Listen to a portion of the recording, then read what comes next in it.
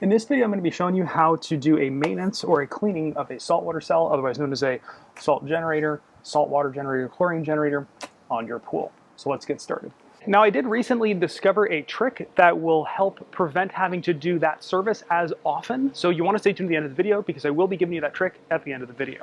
Now, I have a iChlor from Pentair. It's an iChlor 30, but fortunately, pretty much every salt cell is built the same. So you're going to need the same stuff, and it's going to be the same process pretty much no matter what cell you're using.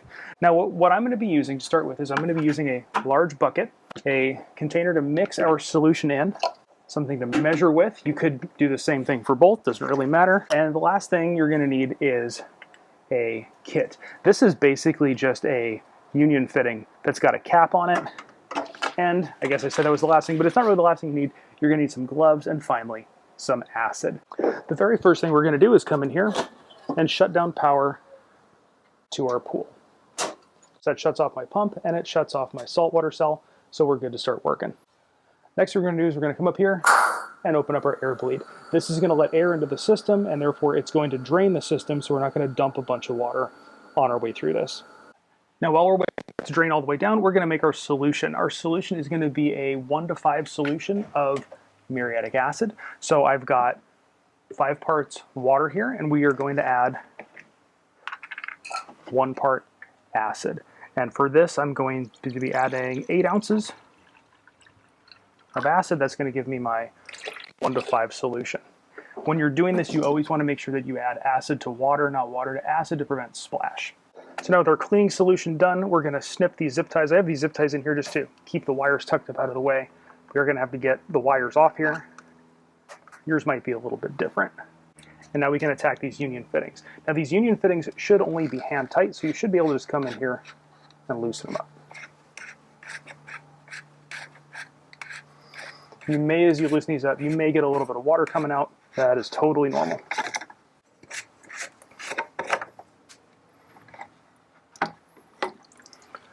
All right, so we've got our generator out, and in there you can see there are plates. And now mine actually isn't that bad, but deposits will build up on those plates, and those deposits are what we are going to be removing in this process. So our next step is to put the cap, which is this guy, the little part that we talked about before, over that end. There should be a gasket. You want to make sure that gasket is seated.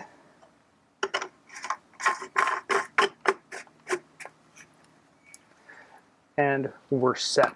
Now at this point, you could actually just pour the acid in here, but we're over freshly poured concrete. This is only a year old, so I don't want to accidentally screw up and etch the concrete. So we're going to put this whole thing inside a bucket.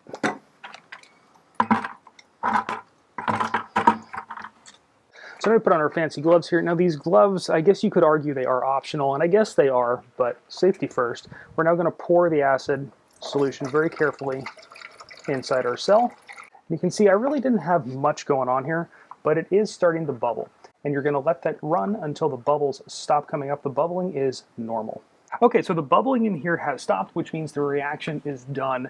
Now, if you still have some debris left on the plates, you can add more if that's the issue.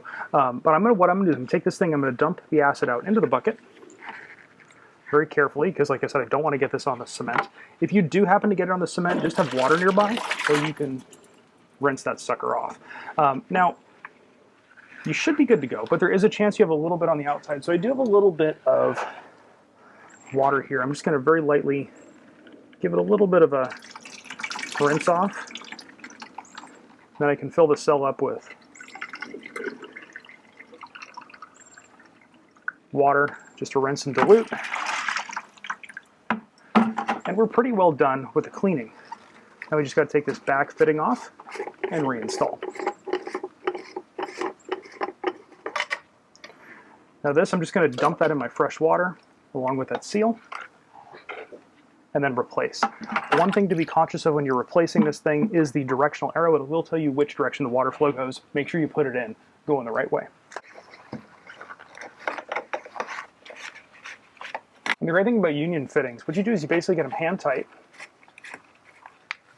and then just give them a good crank.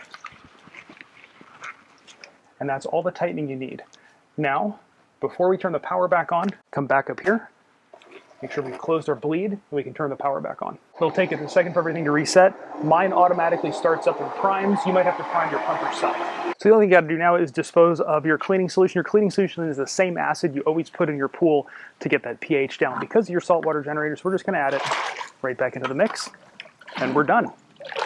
So now you've cleaned your saltwater generator, you've cleaned out the bucket in the pool. There's only one thing left to do, and that is put your hand way up in the air and pat yourself on the back, because you just saved a bunch of money by doing it yourself.